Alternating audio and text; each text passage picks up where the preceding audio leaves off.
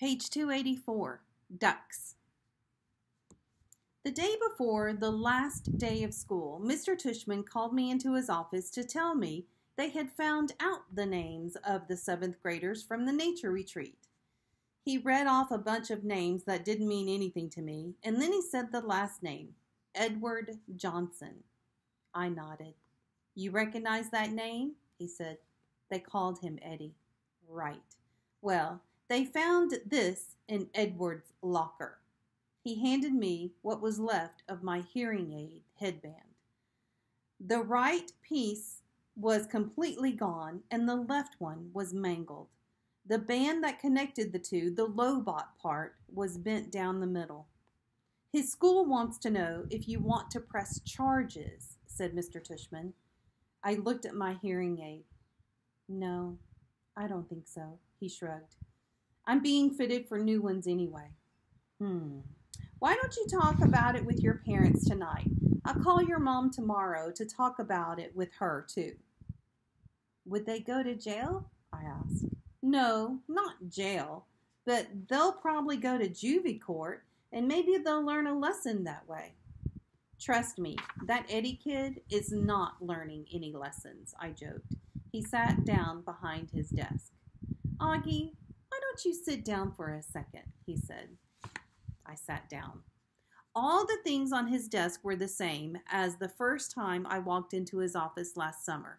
The same mirrored cube, the same little globe floating in the air. That felt like ages ago. Hard to believe this year's almost over, huh? He said, almost like he was reading my mind. Yeah. Has it been a good year for you, Augie? Has it been okay? Yeah, it's been good, I nodded.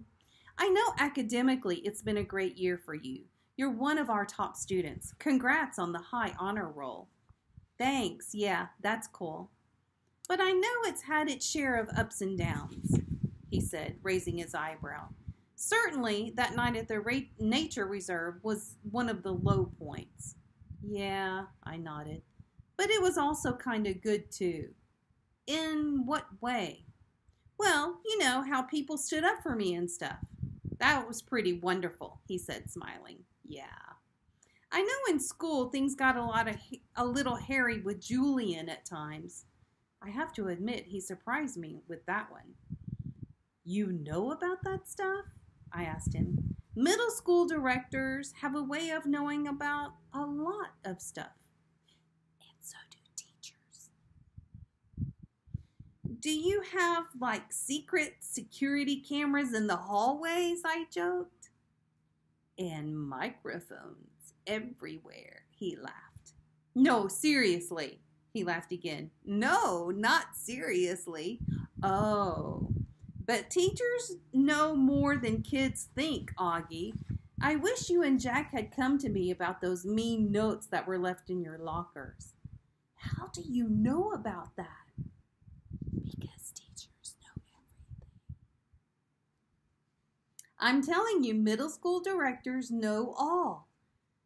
It wasn't that big of a deal, I answered, and we wrote notes too. He smiled. I don't know if it's public yet, he said, though it will be soon anyway, but Julian Albans is not coming back to Beecher Prep next year. What? I said. I honestly couldn't hide how surprised I was. His parents don't think Beecher Prep is a good fit for him, Mr. Tushman continued, raising his shoulders. Wow, that's big news, I said. Yeah, I thought you should know. Then suddenly I noticed that the pumpkin portrait that used to be behind his desk was gone, and my drawing, my self-portrait as an animal that I drew for the New Year art show, was now framed and hanging behind his desk. Hey, that's mine, I pointed. Mr. Tushman turned around like he didn't know what I was talking about. Oh, yeah, that's right, he said, tapping his forehead. I've been meaning to show you this for months now. My self-portrait as a duck, I nodded. I love that piece, Augie, he said. When your art teacher showed it to me, I asked her if I could keep it for my wall. I hope that's okay with you. Yeah, sure. What happened to the pumpkin portrait? Right behind you. Oh, yeah, nice. I've been meaning to ask you since I hung this up, he said, looking at it. Why did you choose to represent yourself as a duck? What do you mean? I answered. That was the assignment. Yes, but why a duck? He said. Is it safe to assume that was because of the story of the duckling that turned into a swan? No, I laughed, shaking my head. It's because I think I look like a duck. Oh, said Mr. Tishman, his eyes opening wide. He started laughing. Really? Huh.